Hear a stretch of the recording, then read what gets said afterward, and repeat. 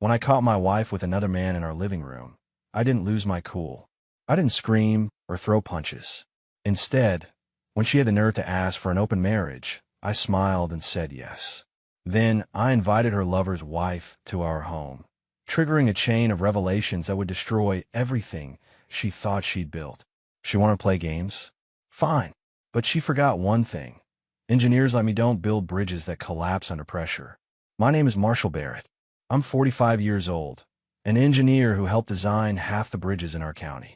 I've spent my life building things to last, structures that can withstand storms, earthquakes, and the test of time. Ironic that I couldn't build a marriage that would do the same. That night in September changed everything.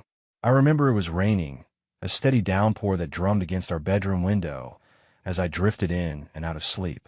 Megan wasn't in bed yet, claiming she needed to finish some work for an upcoming presentation. Nothing unusual there. As head of HR at Westfield Marketing, she often brought work home. The vibration of my phone jolted me awake. Then another. Then a third, insistent and demanding attention. I fumbled for it in the darkness, but my hand brushed against another device on the nightstand. Megan's personal phone. That stopped me cold. Megan never left her phone unattended. Never. I picked up my own phone first. 3 text messages from an unknown number. Your wife is cheating on you. Check her work phone. She has a second one. She's downstairs with him right now. My blood turned to ice. I sat up, suddenly alert, listening. The house was quiet, but not the peaceful quiet of a sleeping home. This was different, tense, expectant. I swung my legs over the side of the bed and stood up, adrenaline pumping through my veins. If I confronted her now, caught them in the act, what then? I had a career, a reputation in the community. We had Madison, our 14-year-old daughter, sleeping just down the hall. But something in me hardened. I hadn't spent my life building things to stand by and watch as my marriage crumbled beneath me. I deserved the truth, however ugly it might be. I moved silently to our bedroom door, careful to avoid the creaky floorboard near the threshold. The hallway was dark, but a faint glow rose from downstairs. And then I heard it. A laugh. Megan's laugh, but softer, more intimate than I'd heard in years. My hand gripped the banister as I took each step downward, every muscle tense, preparing for what I might find. The laughing stopped, then whispers, then silence. I reached the bottom of the stairs and paused at the edge of the living room. What I saw there burned itself into my memory, forever. Megan sitting too close to a man on our couch, her hand on his thigh, his arm around her shoulders. The world tilted beneath my feet. I stood there, frozen in the shadows of my own home, watching a stranger touch my wife. He was younger than me, mid-30s at most, lean and carefully styled in a way that screamed corporate climber. One of Megan's co-workers, I realized. Eric. She'd mentioned him a few times, always casually. Too casually, as it now seemed. My fingers curled into fists at my sides, but before I could step forward, I heard the front door open. The sound cut through the room like a gunshot. Madison stood in the doorway, backpack slung over one shoulder, keys dangling from her hand. She wasn't supposed to be home. She'd been at a friend's house working on a science project. Dad. Her voice wavered as her eyes darted between me on the stairs, her mother, and the strange man sitting too close to her on our couch. Everything stopped. Megan's face drained of color as she jerked away from Eric, who leapt to his feet like he'd been electrocuted. Madison, honey, Megan began, but my daughter's face had already crumpled in understanding. Eric looked like he wanted the floor to swallow him whole. I should go, he muttered, edging toward the door. Yes, you absolutely should, I said, my voice dangerously steady as I finally stepped into the light. I moved to block his path to the door, drawing myself up to my full height. But first, I'd like to know exactly who you are and what you're doing in my home with my wife at 11 o'clock at night. He balked, eyes darting between Megan and me. Look, man, this isn't. Dad, what's happening? Madison's voice broke, tears brimming in her eyes. I turned to my daughter, my heart fracturing at the sight of her confusion and fear. Madison, please go upstairs to your room. I'll come talk to you in a minute. But, now, sweetheart. I kept my voice gentle but firm. Madison hesitated, then nodded, shooting one last bewildered look at her mother before hurrying up the stairs. The moment she was gone, I turned back to Eric, who was still trying to edge around me toward the door. I asked you a question, I said, stepping closer to him. Who are you to my wife? Eric swallowed hard, looking to Megan for rescue. She just sat there, silent, like a statue. I'm her colleague, he finally said, lifting his chin slightly. We work together. I smiled, a cold expression that didn't reach my eyes. Is that what they're calling it these days? Marshall, stop it. Megan finally found her voice, standing up. This is ridiculous. You're overreacting. I turned to her, disbelief coursing through me. Overreacting? Our daughter just walked in on you cuddling with another man in our living room. And I'm overreacting. Eric seized his chance, sliding past me toward the door. I'm just gonna go. Yeah, you do that. I snapped, not even looking at him. And don't come back to my house. The door clicked shut behind him, leaving me alone with my wife and the wreckage of what I'd thought was our life together. Explain, I said simply. Now. Megan paced our living room like a caged animal, her hands fidgeting with her wedding ring, the 3-carat diamond I'd saved for 2 years to buy her. The irony wasn't lost on me. This isn't what it looks like, she finally said, her voice brittle. I laughed, a harsh sound that surprised even me. Really? Because it looks like my wife was cozying up to another man in our home while our daughter walked in on it. Please, enlighten me on what it actually was. Megan's jaw tightened. Eric and I are close. We work together. Sometimes the lines get blurred. Blurred. I stepped closer. There's nothing blurry about marriage vows, Megan. They're crystal clear. She crossed her arms, her defense mechanism when cornered. You don't understand. Things between us haven't been right for a long time. So talk to me. See a counselor. Don't bring another man into our home. It's not that simple, she snapped. You're never here emotionally. Always buried in your projects, your bridges, your precious structures. I absorbed the blow, recognizing the deflection tactic. How long has this been going on? Her hesitation told me everything. How long? A few months, she admitted, looking away. Months. I repeated, the word like ash in my mouth. And what exactly were you planning to do? Keep sneaking around? Leave me? What? Megan took a deep breath, then looked me straight in the eye. I was thinking about asking for an open marriage. The room went silent. I stared at her, waiting for the punchline, but it never came. An open marriage, I repeated flatly. Yes. Her voice gained confidence. Many couples are doing it now. It adds excitement, variety. We could both see other people while maintaining our family unit. It might even bring us closer. The sheer audacity struck me speechless. She'd already been cheating for months, and now she wanted my permission to continue? You want my blessing to sleep with Eric. It wouldn't just be for me, she countered quickly. You could see other women too. It would be equal. I looked at this woman, this stranger wearing my wife's face, and felt something shift inside me. A calm, dangerous clarity replaced the shock and rage. I need to check on Madison, I said quietly, turning toward the stairs. Marshall, we need to discuss this. I paused, looking back at her. Oh, we will. But our daughter comes first. As I climbed the stairs, a plan began forming in my mind. If Megan wanted an open marriage, perhaps I'd give her exactly what she asked for, just not in the way she expected. I found Madison sitting on her bed, hugging her knees to her chest. Her eyes were red-rimmed, her cheeks tear-stained. My heart broke seeing her like this. Hey, kiddo, I said softly, sitting beside her. Are you and Mom getting divorced? She blurted out, her voice cracking. I sighed, choosing my words carefully. I don't know yet. What you saw tonight, it's complicated. Mom was with another guy. I'm not stupid, Dad. I nodded, respecting her enough not to lie. You're right. Your mother made some choices that have hurt our family. Why would she do that? Doesn't she love us? The simple question nearly undid me. I put my arm around her shoulders, drawing her close. Of course she loves you, Madison. This isn't about you. This is between your mother and me. Madison leaned against me, small and vulnerable in a way she hadn't been in years. At 14, she usually maintained careful distance, asserting her independence. Now, she seemed much younger. What's going to happen now? She whispered. I don't know exactly, I admitted. But I promise you this. Whatever happens between your mother and me, you will always be our priority. We both love you more than anything. But everything's going to change, isn't it? I couldn't lie to her. Yes, things will probably change. But change isn't always bad. Sometimes it's necessary.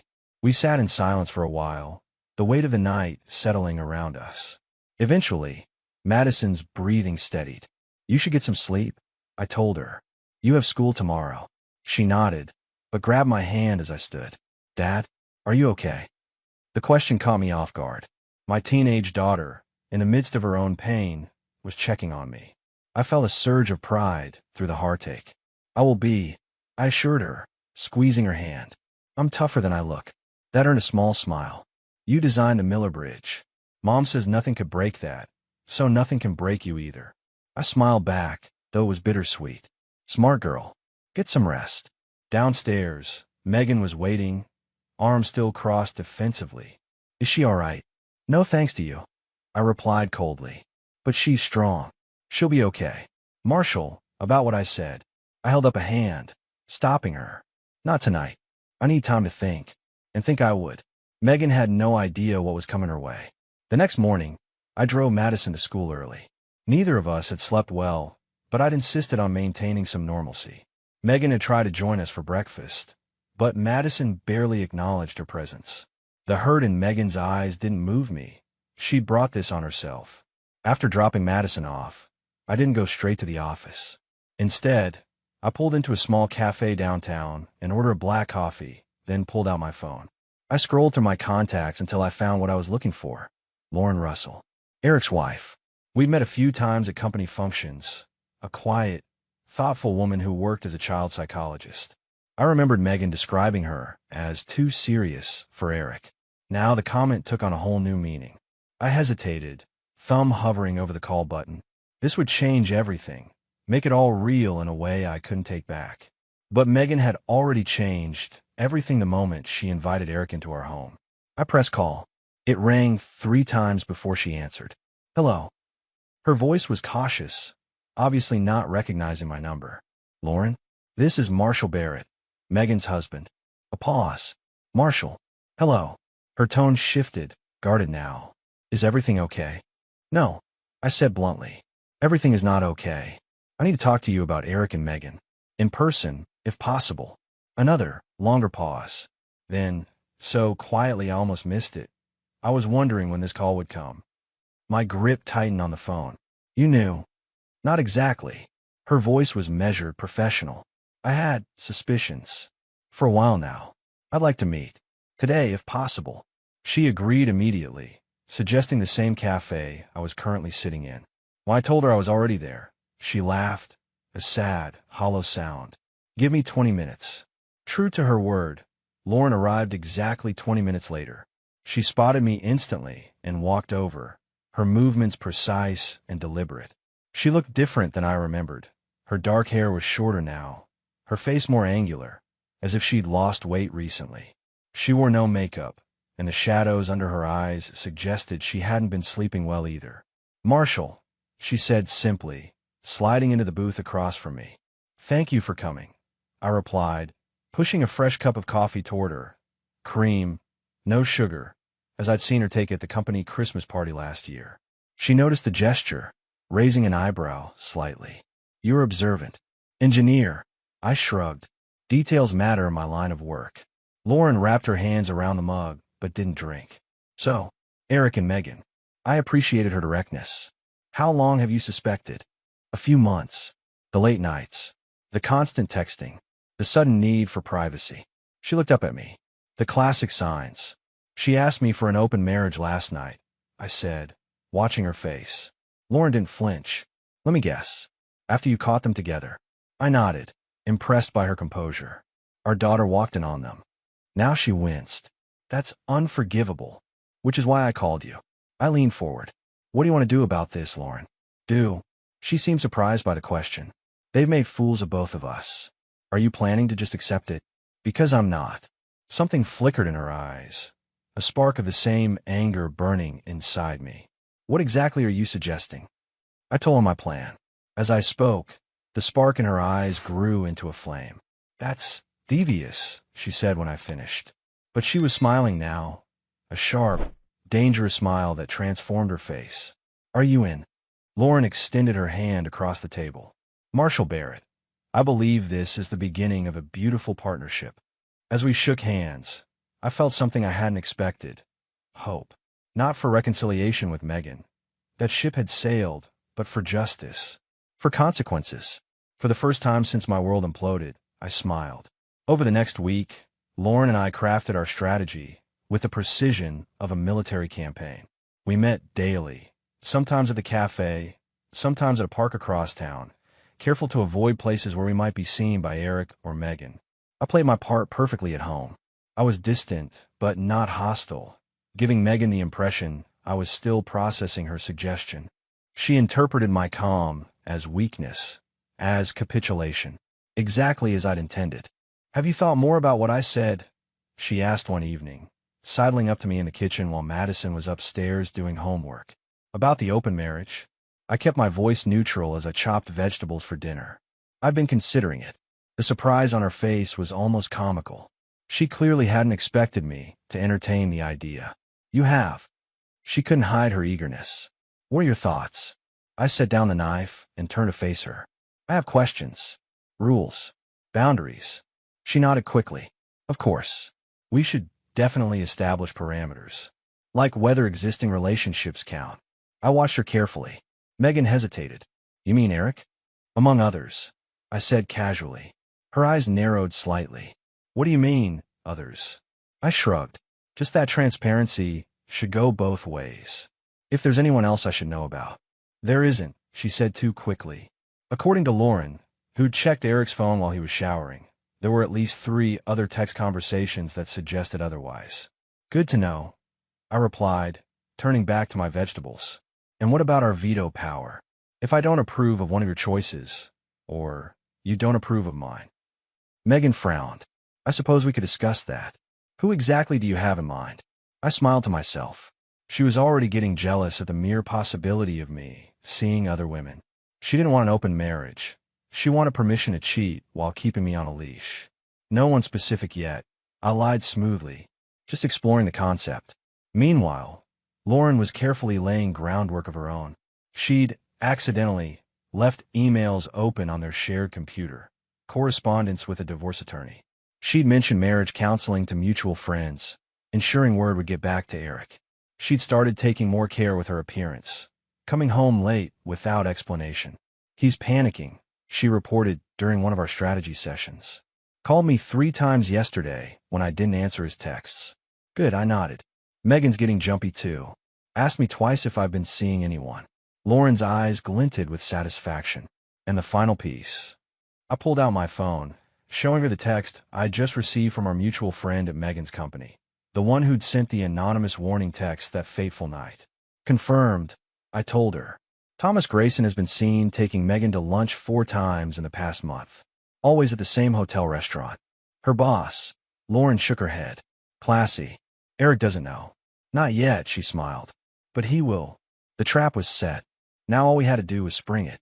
2 weeks after discovering Megan's betrayal, I was ready to execute our plan. Madison was spending the weekend at her friend's house. I'd made sure of that.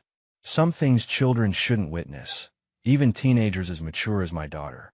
"You seem different," Megan remarked that Friday evening as I walked into the kitchen wearing a crisp button-down and my best jeans. "Going somewhere." "We are having company," I replied casually, checking my watch. "They should be here any minute." Megan froze, wineglass halfway to her lips. "Company? Who?" The doorbell rang before I could answer. I smiled at her confusion. "Why don't you answer that?" Suspicion flickered across her face, but she set down her glass and moved toward the door. I followed a few steps behind, positioning myself to fully observe her reaction. When she opened the door, Megan's entire body went rigid. Lauren stood on our doorstep, wearing a fitted black dress that highlighted her athletic figure. Her dark hair was swept up elegantly, her makeup subtle but enhancing her striking features. "Hello, Megan," Lauren said pleasantly. "Marshall invited me over. I hope that's all right." Megan turned to me, her expression a mixture of shock and outrage. "What is this?" I placed my hand on the small of Lauren's back, guiding her inside. "My wife wanted an open marriage," I announced calmly, so I agreed and invited her lover's wife to our home. The color drained from Megan's face. You what?" Lauren smiled, her composure perfect. Thank you for the invitation, Marshall. The house is lovely, Megan. Especially your living room. I hear it's quite comfortable. Megan's jaw clenched as the deliberate dig hit its mark. This isn't funny. It's not meant to be, I replied. You want an open marriage. Lauren and I are exploring that possibility together. With her. Megan hissed, barely attempting to hide her disgust. Lauren raised an eyebrow. Is there a problem? I thought the whole point of an open marriage was freedom to pursue connections outside the primary relationship. Megan crossed her arms, a defensive posture I knew well. This is childish, Marshall. You're just trying to hurt me. Not at all, I replied smoothly. I'm embracing your modern approach to marriage. In fact, I've been thinking a lot about what you said, about how traditional monogamy is restrictive. Maybe you were right. A flash of uncertainty crossed Megan's face. This wasn't the reaction she'd expected. She'd anticipated anger, jealousy, maybe even begging. My calm acceptance, and worse, my active participation, was completely derailing her narrative. You don't even know her, Megan protested weakly. I'm getting to know her quite well, I countered, just as you got to know Eric. And Thomas. Megan's eyes widened at the mention of her boss. What are you talking about? Oh, Lauren interjected with false innocence. I thought in an open marriage, everyone was aware of all partners. Isn't that the point of the honesty you mentioned, Megan? Megan's phone buzzed on the counter. She glanced at it, then quickly turned it face down. Too late. I'd seen Eric's name on the screen. You should get that, I suggested. It might be important. As Megan retreated to the kitchen to answer her phone, Lauren gave me a subtle nod. Phase 1 of our plan was complete. Megan returned from the kitchen pale and visibly shaken. Her eyes darted between Lauren and me. Everything all right? I asked innocently. Fine, she snapped, but her trembling hands betrayed her. Eric just wanted to confirm our lunch tomorrow. Actually, Lauren said smoothly, Eric won't be available tomorrow. He's meeting with our marriage counselor in the morning and looking at apartments in the afternoon. Megan's mask slipped further. What are you talking about? Oh, didn't he tell you? Lauren's tone was light, conversational. I filed for divorce. He received the papers yesterday. The shock on Megan's face was almost comical. You what? Filed for divorce, Lauren repeated. With evidence of infidelity, which as I'm sure you know, significantly impacts the financial settlement in our state. I moved to the bar cart in the corner, casually pouring 3 glasses of whiskey. Drink, anyone? I think we could all use one. Megan ignored the offer, her attention locked on Lauren. You can't do that. Actually, I can and I did. Lauren accepted the glass I offered her. My attorney says it's one of the clearest cases of infidelity she's seen. All those texts, hotel receipts, witness statements. She took a deliberate sip. Very thorough documentation. Megan's phone buzzed again, this time with a call. Eric's desperate face filled the screen. She declined it immediately. Are you sleeping with her? Megan suddenly demanded, turning to me. I raised an eyebrow. Would it matter if I was? You've been sleeping with Eric for months. And Thomas. Isn't that what an open marriage means? That's different. How is it different, Megan? I challenged, my voice hardening. Because you established the rules without consulting me? Because you started cheating first, and then try to legitimize it afterward. You're just doing this for revenge, she accused. No, Lauren interjected. He's doing exactly what you asked for, embracing an open relationship. It's just not playing out the way you scripted it. Megan's phone rang again, a different caller this time. Thomas Grayson. Quite popular tonight, I observed. You should probably take that. Megan grabbed her phone and stormed upstairs. The moment she was out of earshot, Lauren turned to me with a slight smile. She's unraveling faster than we expected.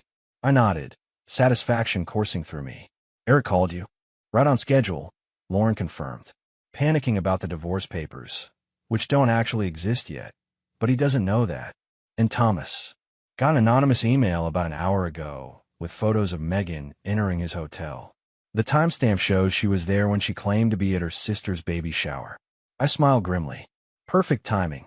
From upstairs came the sound of Megan's raised voice, then something being thrown against a wall. Our plan was working better than we'd hoped. But the night was still young, and the final act was yet to come. The tension in the air was palpable when Megan returned downstairs.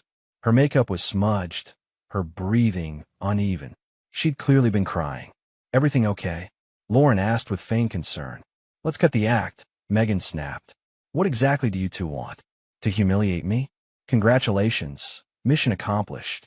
I leaned back in my chair, studying the woman I'd shared my life with for 17 years. No, Megan. We want you to experience the consequences of your actions, something you've apparently managed to avoid until now. Fine, I made a mistake. Is that what you want to hear? She threw her hands up in exasperation. I'm sorry. Now, can we please just... The doorbell rang, cutting her off mid-sentence. Megan froze, her eyes darting to mine with sudden apprehension. Expecting someone, I asked innocently. Who else did you invite to this little revenge party? She demanded. I smiled, rising to answer the door. Why don't we find out? When I opened the door, David stood there, his face a mask of barely contained fury. Where is she? I stepped aside, gesturing toward the living room. Right this way. Megan's face went from confusion to horror as David stormed in, followed by a stone-faced Thomas Grayson, her boss and apparent second lover. What is this? She whispered, backing away. David glared at her. You said you were leaving your husband for me, that we had something special. Then I get a text with pictures of you and him. He jabbed a finger toward Thomas, at the Grand Plaza Hotel. The same day you told me you were visiting your sister. Thomas adjusted his tie, his professional demeanor barely masking his anger.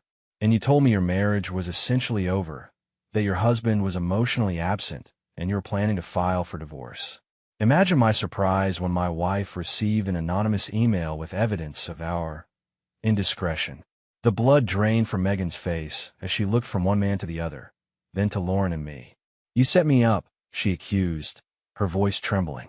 Lauren smiled coldly. No, Megan. You set yourself up. We just made sure everyone knew the truth. All of it, not just the convenient parts you chose to share. You've been playing all of us, David continued, disgust evident in his voice. Using me to make him jealous. Using him to advance your career. That's not true. Megan protested, but her voice lacked conviction. Save it, Thomas cut in. I've already spoken with HR. Your position at Westfield is being terminated, effective immediately. Given the circumstances, I trust you understand why. Megan's legs seemed to give out as she sank onto the couch. You can't do this. Actually, we can, I replied, pulling an envelope from my jacket pocket. These are divorce papers. My lawyer drew them up last week. No, she whispered, staring at the envelope like it might bite her. Marshall, please, we can work this out. There's nothing to work out, I said firmly. You wanted freedom, Megan. Now you have it. As reality crashed down around her, Megan finally broke. Tears streamed down her face, her carefully constructed world collapsing in real time. What about Madison? She asked, her voice small. Our daughter will be just fine, I assured her, though my tone remained cold. She's stronger than you think. Stronger than both of us, probably. In that moment, looking at the wreckage of my marriage, I felt no joy, no satisfaction, just a weary acceptance that some things, once broken, can never truly be fixed. 3 months after that fateful night, I stood on the observation deck of the newly completed Miller Bridge, my most recent project, and, according to the mayor's speech earlier that day, a triumph of modern engineering. From this height, the city sprawled below me, its lights beginning to twinkle in the early evening. Dad, you okay? I turned to find Madison watching me with concern in her eyes. At 14, she sometimes seemed wiser than her years, especially these past few months. Just thinking, I replied, putting my arm around her shoulders. It's been quite a year. She nodded, leaning against me in a rare display of teenage affection. Mom called today. She wanted to know if I'd spend Thanksgiving with her. I kept my expression neutral. And what did you say? That I'd think about it. Madison stared out at the horizon. She sounds different now. Less. I don't know. Fake. I nodded, understanding exactly what she meant. The divorce had been finalized with surprising efficiency. Megan, facing unemployment and social humiliation, hadn't contested the terms. She'd moved to her sister's place in Cleveland, apparently focused on rebuilding her life, as she put it during their weekly phone calls. Life gives us second chances sometimes, I said carefully, even when we don't deserve them. Madison looked up at me, her expression serious. Are you ever going to forgive her? I considered the question thoughtfully. I already have, in a way. Forgiveness doesn't mean forgetting or pretending it didn't happen. It just means I'm not carrying that anger anymore. What about Lauren? Do you still talk to her? I smiled slightly. Lauren and I had developed an unexpected friendship through our shared ordeal. Occasionally, she's moved to Seattle for a fresh start. And are you dating anyone? Madison asked with the directness only teenagers can master. I chuckled. No, kiddo. I'm focusing on more important things right now. Like you. And this. I gestured to the bridge beneath us. Solid, strong, built to last.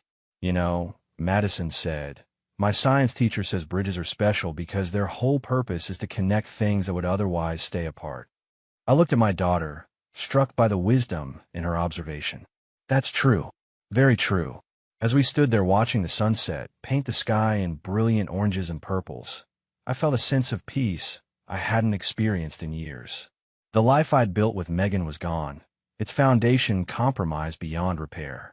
But here, with Madison beside me and new possibilities ahead, I was building something different, something stronger. Not all bridges are physical structures of concrete and steel. Some are the connections we form with others, the paths to healing, the spans that carry us from one chapter of life to the next. And some bridges, I was learning, are best built after burning the ones that led nowhere.